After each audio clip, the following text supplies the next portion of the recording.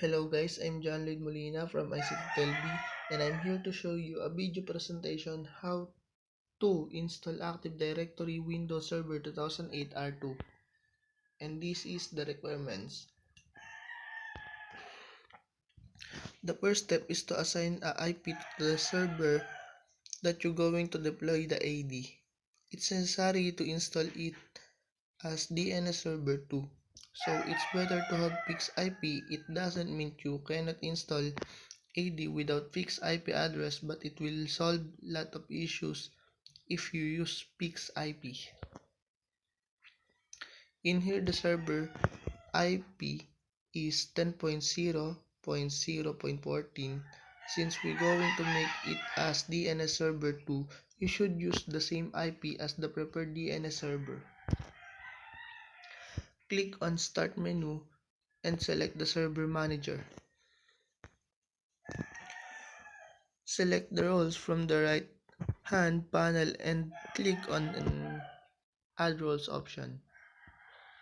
From the roles list, select the Active Directory Domain Services role and click Next. Review confirmation and click on Next. Review the installation confirmation and click on Next. It will take few minutes to complete, and when it's done, you will get this confirmation and then click on Close.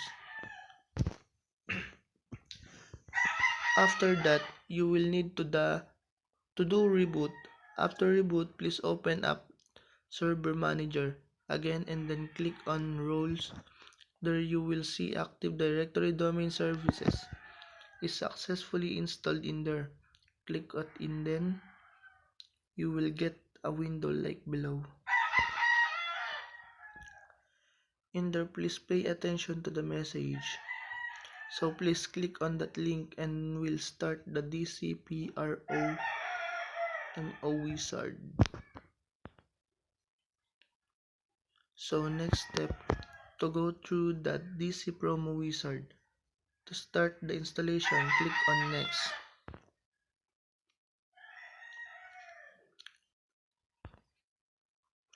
Since we're going to install new domain controller in New Forest, please select the option Create a new domain in New Forest option and click on Next.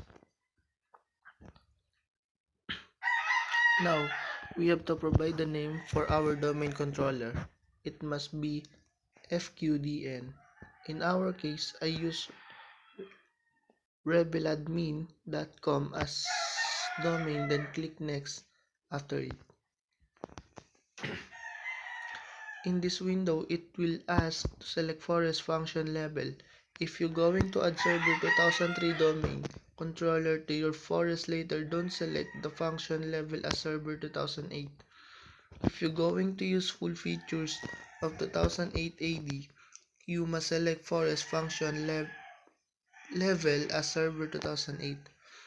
In my case, I use server 2008 and click on Next after the select. In next window, since it's the first DC, we should make it as DNS server 2. Leave the default selection and click on Next. If the wizard cannot create a delegation for the DNS server, it displays a message to indicate that you can create the delegation manually. To continue, click Yes. In next window, it will show up the database location. It is going to be bigger AD. It's good if you can keep NTDS database in different partition.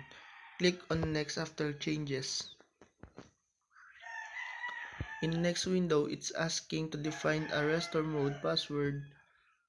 It's more important if you had to do a restore from backup in a server crash. Click on Next after the filing it. Next window is giving you a brief of the installation. Click on Next. Then it will start the installation of the AD. It will take some time to complete. After complete of the installation, perform a server reboot. After the reboot, now you can log into the domain. Please use the login as following example. Now it's done, and you can view the Active Directory option on Administration Tools menu. How to install Active Directory on Windows Server 2008 R2.